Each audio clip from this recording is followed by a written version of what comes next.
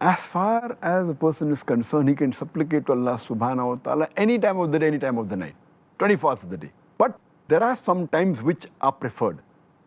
For example, immediately after the obligatory prayers.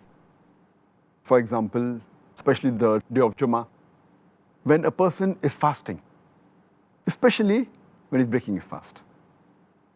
And when a person is praying in the sujood, also in the late hours of night.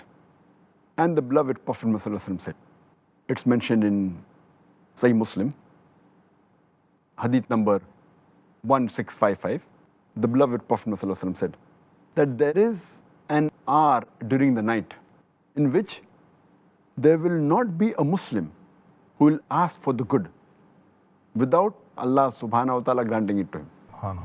That means there is an hour which Allah subhanahu wa ta'ala, whatever the Muslim asks, supplicates, Allah will grant him.